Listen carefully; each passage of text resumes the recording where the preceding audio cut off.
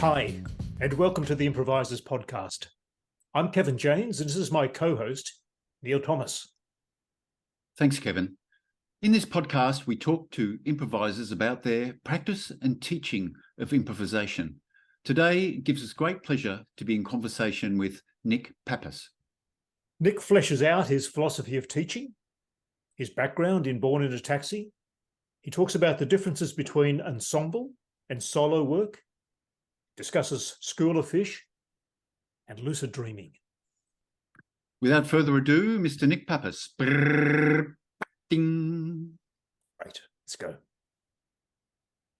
So welcome to the Improvisers podcast, Nick. The place that we generally start from is how did you get into improvisation in the first place? Yeah, okay. Before we start, though, I'd like to just say the reason my head is so big on the screen is because the guys said they can't hear me if I don't come up a little bit closer. That's why I'm looming on the audience if there's anybody actually listening to this stuff. All right, my history. How did it begin? I was into music and I was really wanting to pursue that as a career. And so I did all the right things and became a scientist, and then didn't want to do that and became a teacher, anything to support being a musician. And then when I finally started to do more playing, I was so nervous in front of an audience, I thought, I need to do some sort of theatre or something. And then I saw Al Wunder's Theatre of the Ordinary and thought, I'll just do some of those classes. And I could always remember going back to the teachers in the staff room. I said, how did your class go? I said, they're all like me. It's really different.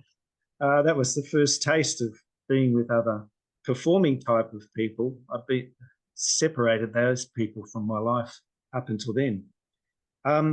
And so I did Al's and it took over, basically. And that's all I have to say about that. It took over and and from there we formed Born in a Taxi. Al's work is wonderful the way it allows people to do their thing with the work. And so many groups were splintering off from Al's, and Born in a Taxi was one of them. And the rest is history. 30 years of working together, or more than 30 years now, still working together, though I'm not a legal member of the group now, but they still get me in to do gigs occasionally. So that's good of them. That's it. So maybe we can just flick to talking about what you're doing now, Nick. Tell us about what you're doing now. Okay. So now I teach once a week. I'm still very much bringing up my family, helping to raise my family with my lovely wife. And so that takes up quite a bit of my time still. I've got 2 teenagers now, so they're away actually. The kids are away for a week, both of them, and Kelly and I are going big crazy, just doing all this other stuff we've never thought about. It's a little bit of a taste maybe of the future. So I teach once a week. That's all I devote to my impro. And I don't even do much performing at the moment, but that doesn't mean I won't want to do it in the future. I'm always waiting for the opportunity to be able to get back on the boards. And I get a lot from the teaching. I'm very happy to just get a taste of that and explore it every week. I think with the teaching, it's interesting that you have to constantly make it an exploration, or the teaching starts to become a little bit dead. So each term, I teach it by the term, and so each term I give some particular focus of where I'm going to try and take it. And the students are well aware when I get there, I say, we're going to try and do this, because I do change my mind a lot, being an improviser maybe. Depending on how the exploration's going and what the students are like and their ability, that might go somewhere else. But that's certainly, I give myself a starting point. So, and we've just finished doing a performance. At the end of the term is the performance. And so that happened 2 nights ago. It was great. There's a lot of similarities in the way I run the class to the way Al taught his work. I modelled it around the same things as Al has created. If you've got something that works so well, why change that? So I use that as my starting point. And then over the years, it's evolved from that. Well, I came into it, of course, with the experience of taxi, with the Born in the Taxi work, which is Al's work, but applied to ensemble work. And that's interesting because it's quite different in a lot of ways from doing soloing. You know, Al specialised really in the soloing and the duetting. And with that work, you're constantly pursuing what you like. You're trying to constantly source what your inspiration is and what your passion is in the moment. And so I think that led Al to a lot of the techniques of his teaching where, for example, the positive feedback was very important for that. You know, focus on what a person's passions are and they'll build a toolkit of the things they like doing rather than building a toolkit of the things they're not supposed to do, which can be a real block for a lot of people. So I think Al developed a beautiful form of teaching and imparting his wisdom to people that made all of that grow, and communities of improvisers that we have now have come from that work. What's interesting, and I've been watching the other podcasts. By the way, congratulations. I think this is a wonderful series. And I've watched other impro people talking about their work, and a lot of them say towards the end, oh, well, I really like to work with a group. And I thought, that's really interesting. It's very hard for impro people, for artists to explore their thing and still learn how to perform in an ensemble. And Al did perform in an ensemble, but I think with Theatre of the Ordinary, with Toto, but I think he was sort of scratching the surface. They worked for a couple of years, but Taxi really explored it. We really, you know, at the height of our corporate and festival type of work, we were doing about 100 and I think nearly up to 120, maybe 110 performances a year on average. And when you think about it, that's 2 performances every week. That's really a lot of experience we were gaining in front of general public. So we were testing things all the time and following our passion, exploring ensemble scores. And so anyway, what I'm trying to get at is that the basic difference between teaching ensemble stuff is that you can't just follow your passion. It's an interesting thing. Everyone has to be sourcing their passion individually, but they also have to have this other cap on of being like an internal director. And I remember when Taxi discovered that as a thing, it was like a light bulb moment where we said, oh, everybody actually has to direct this piece internally. That's what the only way you can do it as an ensemble if you're all improvising.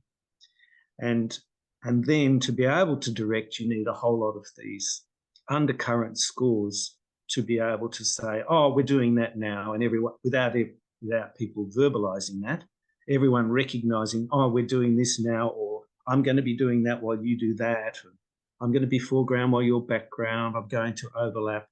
Directoral things, how many people have we got on?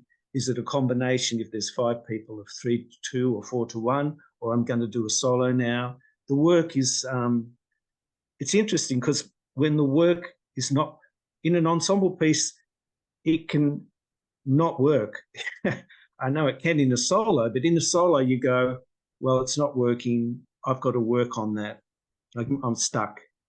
And I must work on more and more on sourcing my inspiration. I got stuck in that last piece and couldn't go any further. It's not as simple for people that don't improvise to realize what that means. It's not just a matter of saying, oh, I'll do something else. When you get stuck, it feels like you're locked into a box of some sort, or your consciousness is, and you can't go any further. And so it can give you a shock for a moment. You sort of go, oh, right, this is not as simple as I thought. I've run dry. So soloists will work on that. That's what we all work on, how to keep an interest all the time. And I have to teach that, of course, in the classes as well. But when an ensemble is stuck, then someone has to say, well, I don't feel like it at all like doing a solo now. I'm supporting, but the whole piece is dead. I've actually just got to go out there and just go, oh, and start on something. So it's recognizing that you have to do something when you least feel like doing it. And that's a different skill that required me to change the positive feedback a bit. I had to say, instead of saying, now talk about what you enjoyed, I have to say, now talk about what you enjoyed or discovered. I just make it slightly more analytical so that people will, dissect the actions without feeling that it's too much of a personal point towards them, because I have to do sometimes. I learned another technique. I'll talk about that too, which is when we do ensemble work, sometimes I stop it.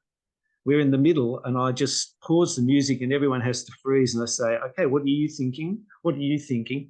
And I often ask people, what do you think the piece is about at this moment? It's really interesting. Some people go, oh, I think I'm very happy if people can offer me anything, because often people will say, I've got no idea. I'm just doing this with so-and-so with my hands. And I sort of go, good, but it would be great if you can keep thinking about what the piece might be. Because even if you've all got different ideas, if you start to think that way, you'll start to lock. One person will present something strongly, and then you'll all start to lock on that as the actual theme of what you're doing. And once you have that, the whole group start to take off. They go in a unified direction rather than a scatter. And then the piece feeds itself. People feel great. And then they come off and they go, I don't feel like I did anything. The whole piece just, then you have to deal with that. It's a different process, the ensemble, and I love it. And feel like, I'm interested in doing solos still, but in the future, I hope I can get going with another group of people or work with people in that way. Nick, we were so excited to have you on today for two reasons. One is that you're one of the few active teachers around, and that's really quite significant. And secondly, as you're speaking now, you've got such a focus on ensemble work. Could you tell us a little more about your approach to teaching? You've started to sort of outline that already, and you've started to speak about some of the scores that you use to sort of scaffold ways of approaching it. But can you talk further about how you approach teaching and how you approach teaching a group over a period of time? Yeah. I did model it in the beginning around Al's approach, and Al, he used to teach groups in a block of about 5 weeks, and I pretty much thought that's probably better than just allowing drop-ins, because I need to actually, with ensemble stuff, you definitely need to have a building blocks. You can't just, for instance, if you have School of Fish, which was a standard base that Taxi worked with for many years, and people sometimes are critical of how much School of Fish work we do.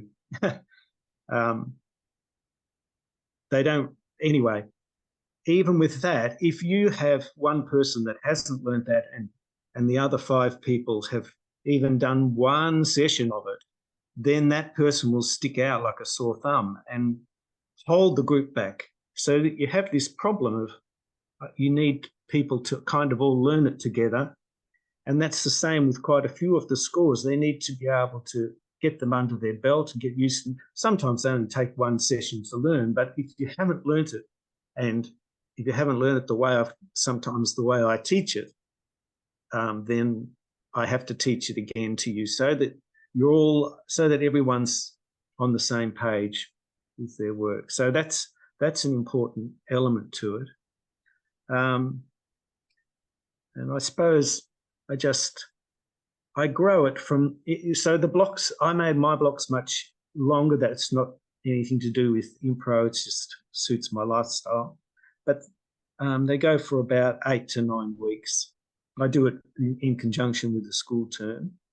And I also do that thing of having everyone perform at the end of the 8 weeks for the general public, for invited friends. I think that's always important because then it raises the ante of having an outside eye watching what you do, and so people learn a lot more and feel more thrilled. They get more from the workshop, and it's interesting with that because it usually has an ensemble work in it. It's interesting because Al did that. He always had a group piece as a warm-up before people did their solos and duets. So he did play around with that, and he had group scores. So in a way, there's no difference there. He recognised the need for ensembles to have some sort of structure as well. I think the other thing is to say is, okay, so Taxi's got all these particular ensemble scores we use, but they're underneath and they're just written into our fabric of our work, and not any of them might be decided on. You might come up with a totally different idea for your ensemble piece where, I'm going to do about grandma's undies. And so then everyone's got that as the theme, and out they go. All these other movement scores are just underneath to be recognised by everyone as the piece opens up. And I don't think they're particular to my style of teaching. I think that's important too. They're much more generic to the actual nature of any group moving it or working as an ensemble. In fact, I think they're universal. We had a group from Kingston of disadvantaged youth, and they came along and the people organising it said, "It's so great we've got you here." And the kids, we've found a group of kids. It's all going to work.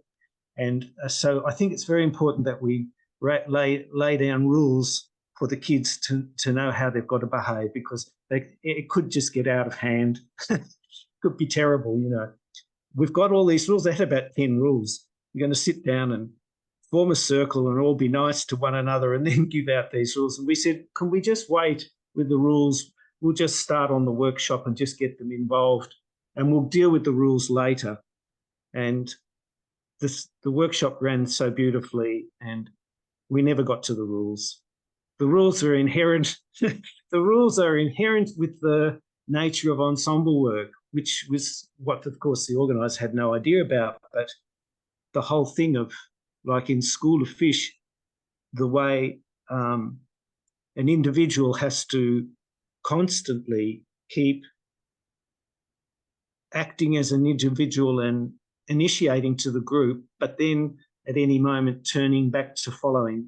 That whole exercise of leading and following in any moment is really a great thing for ensemble work. And of course, we use it as a structure, but now, of course, you wouldn't probably see it hardly at all in the work because it's just underneath.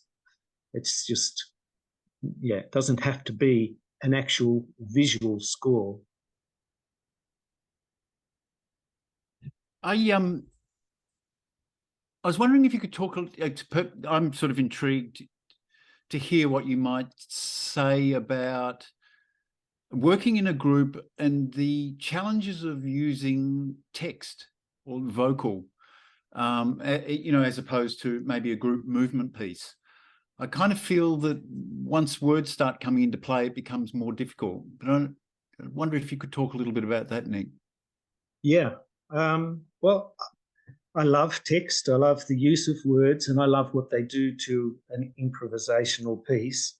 So that it's of course, words create a time and a place and a where and a when, kind of immediately crystallize whatever you've been doing into a particular thing. So I work with that quite a bit, actually. So if there's an ensemble, the trouble is, are they going to take over? You know, are you going to have everyone trying to talk at once, or are they going to have everyone trying to create a story? So the first thing you might get people to discover, and I do this without actually telling them, but is to say, you know, you're only allowed to say one word, or you're only allowed to say a sentence. Anyone can say it at any time now, but you'll only get one chance in this particular 3-minute or 4-minute exploration. So that people actually start to value what they say, and also to realise they don't have to say if somebody else has. They don't have to try and come and join it. You know, it can create such a power when you just say, you do a 5-minute piece and you say at the end, and the pig died happily. You know, you could say anything, and all of a sudden people go, oh my God, what a piece. You know, it's because it's completely framed the rest of the work then. I mean, we explore using word at the start and then not talking for the rest of the practice or the rehearsal, and then or putting it at the end, preconceiving what the sentence is. You know, share a story with a friend, crystallize it to one word, one sentence, and then choose when you're going to use your sentence. So that's an actually preformed sentence. That's all right. You can explore that too. All these things are of value. The whole thing for me is to work out how to make it coherent and not a mess, not chaos, you know. And even chaos, of course, is a form, but you just don't want chaos all the time. Yeah. Nick, often watching an ensemble work, I often feel as though I'm watching people listening as well as responding. And it's often very apparent when people are well attuned to each other and to the response that it's like watching active listening and active responding. Uh-huh. And I guess that's what you're saying and what you're promoting. But could you wander a little bit more into that area of implications there? Yes. Well, it's tricky, isn't it? Because you can't always, I mean, especially me, I'm going a bit deaf. You can't always hear what's being said. And also when you're in a group piece, you can't always even be aware of where the focus that the group has is. You might be just doing your thing. And if you're really improvising, then you should be. So sometimes it's fun. You can't say that you shouldn't get lost in your duet within a 7-person ensemble piece, because that's what the piece might be asking of you, to have a strong duet in that moment. And so it's very interesting to keep an awareness of the whole thing as much as possible, and to still have to divide your focus, really, to be in whatever you have to do within that piece. So it's asking you to do both those things. And so when I pause sometimes with an ensemble piece and go around and ask people, I don't expect everyone to be able to know what the whole picture is. No one really gets the whole picture. And isn't it wonderful with impro, when even with a solo, when you've finished and you talk with the audience and they tell you something. You know, we did we're back in the time when we were doing Fringe, Works for Fringe. We won a piece that was themed on Bosnia.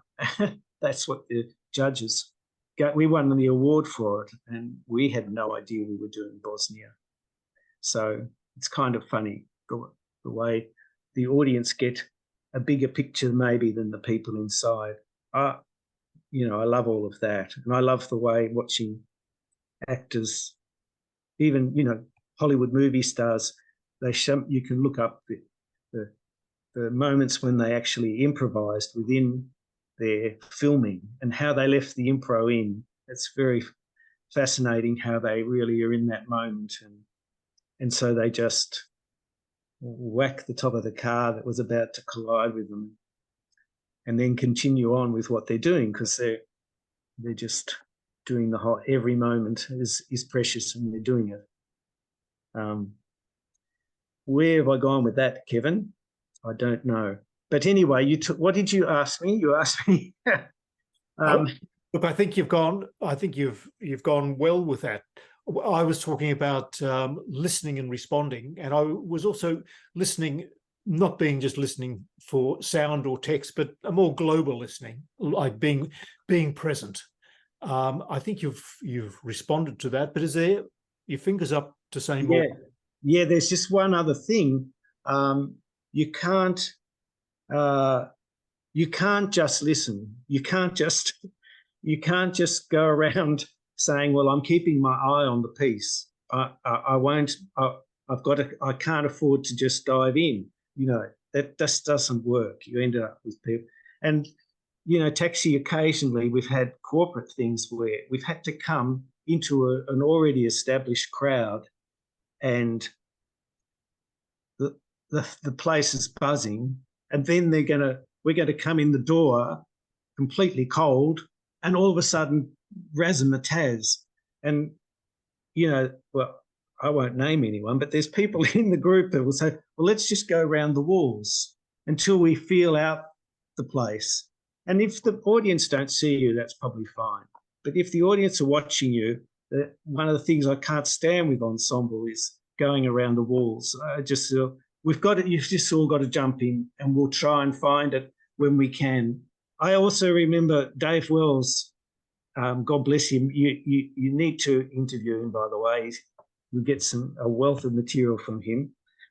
He was doing a theatre drama course at Melbourne State College, I think, and he, for one of his pieces, he decided he'd just get the people from Al's class and train them a little bit. It was the beginnings of kind of with Taxi, and then they could do their piece for his teacher. So that was his for one of his assignments, and so he got the group to practice a few things. Well, first of all, it takes probably a good 10 weeks to work with a group. But anyway, there was a lot of walking around the walls. It was my first chance to realise, once you had an audience with an ensemble, you had to give them something, and I, I learned a lot. I had to step out and do something when I really didn't feel like it.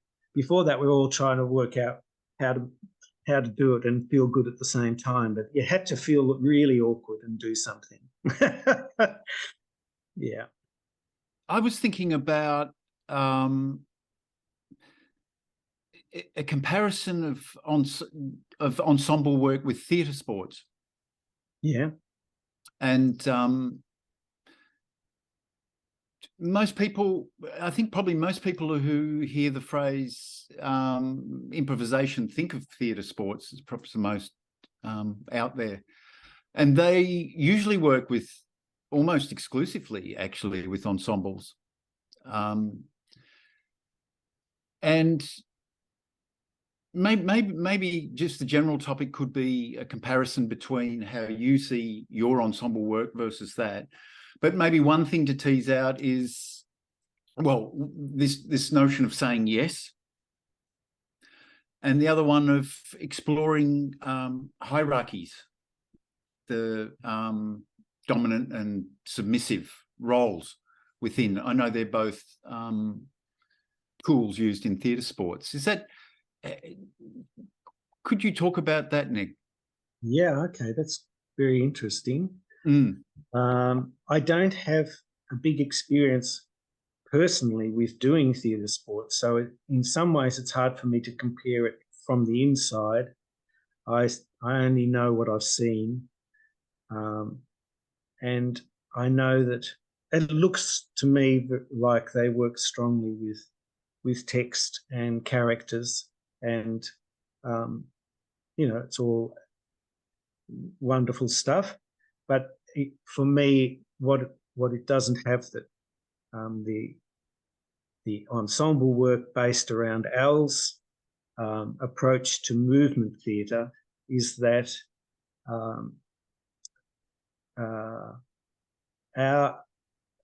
the work I teach has a sense of body in it and movement. It's half dance, half theatre, and so that allows, for me, to my mind, more of a unfolding of the unconscious, whereas I feel like a lot of theatre work, though it definitely is improvisation and it uses the unconscious in certain ways, a lot of it is very highly structured around particular verbal frameworks or character frameworks. And so I think by using movement, you get a whole different aspect of consciousness. And I often think it's a little bit like the content that we create from that is a little bit like being dreaming. It's close to dreaming.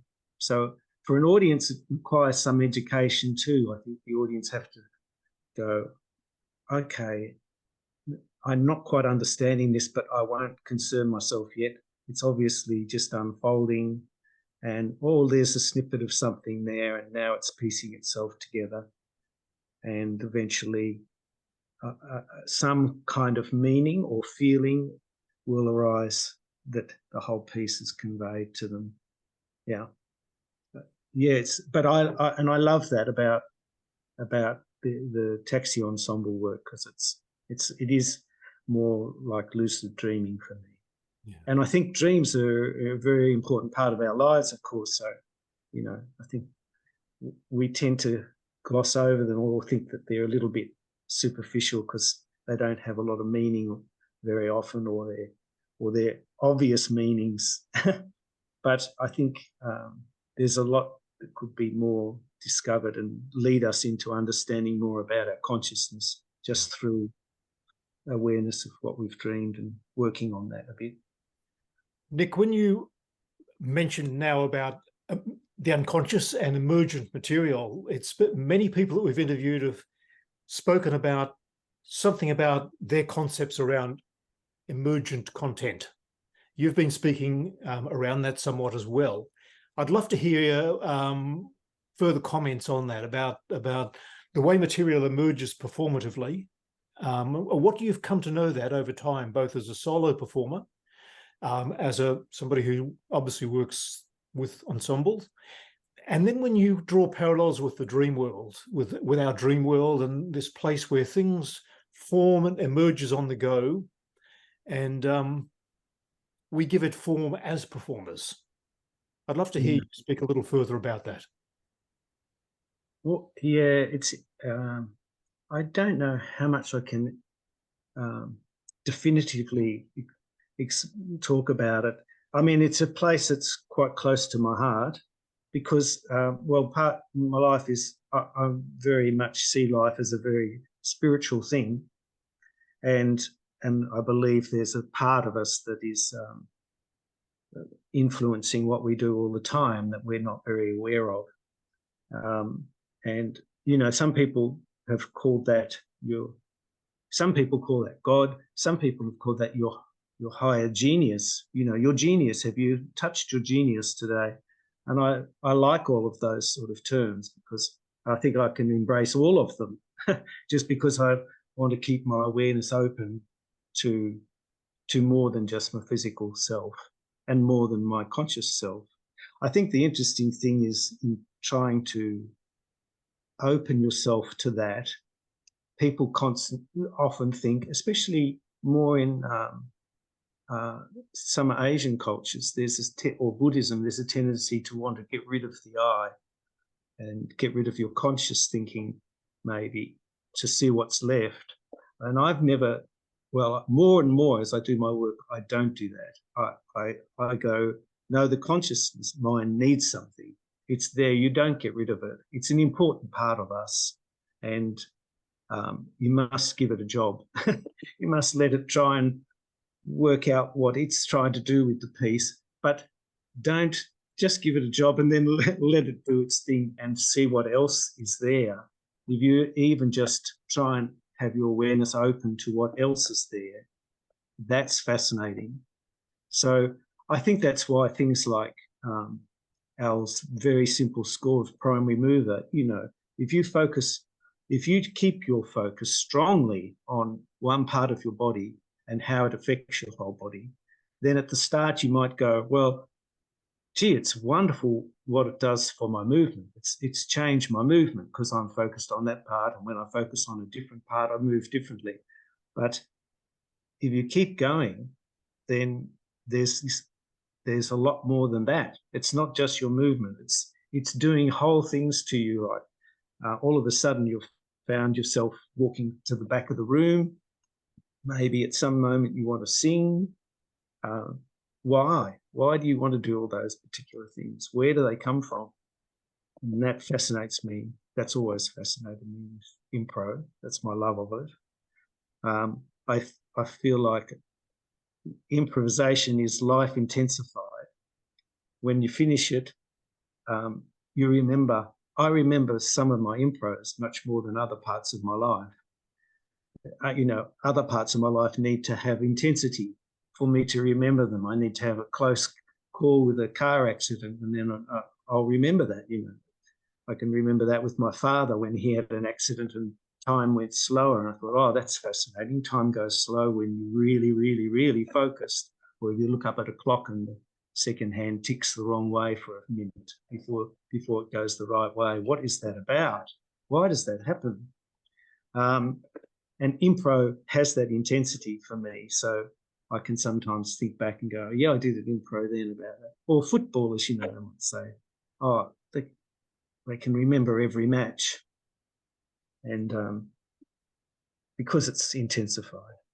So I think it's a very special place and moment to be able to get to improvise, especially in front of people. Then it's even more intense.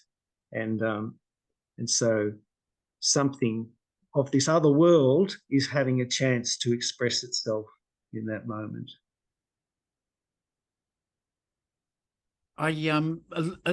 Hearing that, Nick, I'm pretty sure Kevin and I have a strong, resonance with what you're saying, that almost a thirst for being,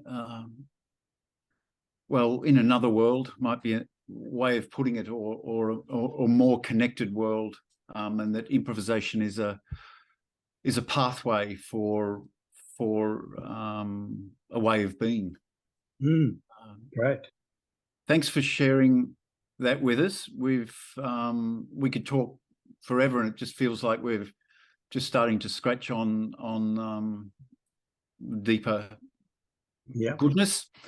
But time waits for no man, I think.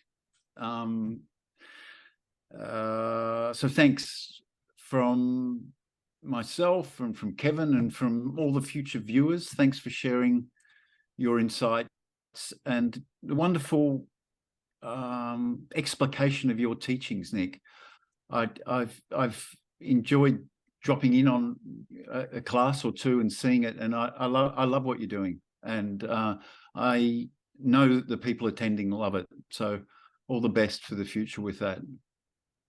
Thank you so much. Thanks, Nick, for today. What rich pickings. And I think we'd also like to acknowledge, just in passing, how significant you've been as a improviser, performer, teacher in the formation and development of improvisation in Melbourne and beyond. So thanks for taking the time today. Thank you, Kevin. Thank you both for making this possible. It's a wonderful series, as I was saying, and I hope this will increase my pay. I've listened to each of the improv podcasts twice, all of them twice so far, and maybe I'll listen to some of them again. I'm loving just gleaning how other people, what they're thinking of when they're improvising. What an interesting, strange mix of people. Yes. Well, that's a take. Stop recording. Now we can tell the truth. I'll count down. Can you make it live and real again? You say it again.